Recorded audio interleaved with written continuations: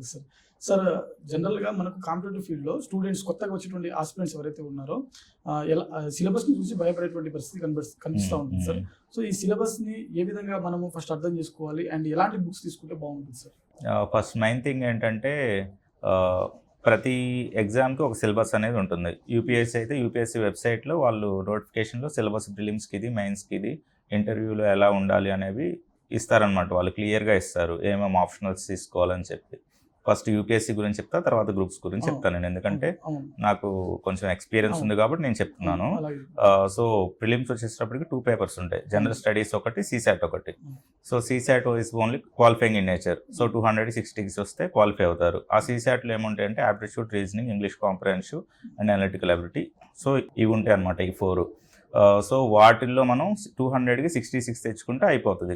So, మనం ఏంటంటే first ఆ సబ్జెక్ట్ మీద ఫోకస్ చేసుకోవాలి. ఒక 2-3 మంత్స్ దాని మీద బాగా తరోగా నాలెడ్జ్ గెయిన్ చేసుకుంటే మనం దాన్ని క్రాక్ చేయొచ్చు. సో, క్వాలిఫైయింగ్ నేచర్ కాబట్టి. సో, అది అయిపోయిన తర్వాత పక్కన పెట్టేసేయాలి దాన్ని. ఓకే. తర్వాత ఎవ్రీ 1 మంత్‌కో 2 మంత్స్‌కో మనం అట్లా టెస్ట్‌లు అవి రివైజ్ చేసుకుంటా ఉంటే అదెప్పుడు మనతోనే ఉంటుంది. సీసాట్. సీసాట్. జనరల్ స్టడీస్‌కొస్తే ఒక అరౌండ్ 6-7 టాపిక్స్ ఉంటాయి. అవును. అన్ని సబ్జెక్ట్స్ ఉంటాయి. History, Geography, economy, polity, science and technology, environment, social issues, current related events. So, ఇట్లా డిఫరెంట్ కరెంట్ అఫైర్స్ ఇట్లా డిఫరెంట్ ఉంటాయన్నమాట. సో, వాటన్నిటికి మనం ఫస్ట్ థింగ్ ఏంటంటే సివిల్స్ ప్రిలిమ్స్ మనకి క్లారిటీ అనేది ఉండాలి. ఓకే. క్లారిటీ ఎప్పుడొస్తది? ప్రతి సబ్జెక్ట్‌కి ఒక సోర్స్ తీసుకోవాలి. లైక్ నేనైతే పాలిటీ ఉంది. పాలిటీకి లక్ష్మీకాంత్ అనే బుక్ ఉంటది. అవును. సో, దాన్ని ఒక్కదాన్నే మల్టిపుల్ టైమ్స్ చదివితే మనకి డిఫరెంట్ పార్ట్స్ ఉంటాయి అందులో. Preamble, parts. సో, ఆ పార్ట్స్‌లో వచ్చేసి డిఫరెంట్ ఫండమెంటల్ రైట్స్, డీపీఎస్పీ ఇట్లా సబ్జెక్ట్ వైస్‌గా చాలా ఉంటాయి. వాటన్నిటిని మనం తరోగా చేసుకొని ప్రతి పార్ట్‌కి మళ్ళీ అదే లక్ష్మీకాంత్ ఆబ్జెక్టివ్ బుక్ కూడా ఉంటది.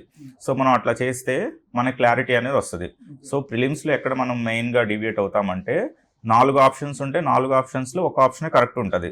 సో, ఆ ఆప్షన్ ఏది అనేది మనం గెస్ చేయాలంటే మన దగ్గర క్లారిటీ ఆఫ్ థాట్ ఉండాలి. ఆ క్లారిటీ ఆఫ్ థాట్ ఎప్పుడొస్తదంటే ఎప్పుడైతే మనం ఆబ్జెక్టివ్స్ ఎక్కువగా ప్రాక్టీస్ చేస్తామో అప్పుడు మనం ఖచ్చితంగా క్లారిటీగా మనం కరెక్ట్‌గా ఆన్సర్ చేయగలుగుతాము.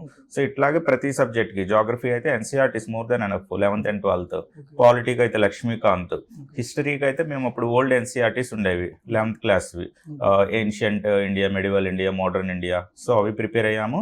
ప్రస్తుతానికి న్యూ ఎన్‌సీఈఆర్‌టీస్ ఉన్నాయి. అవి కూడా ప్రిపేర్ అవ్వచ్చు.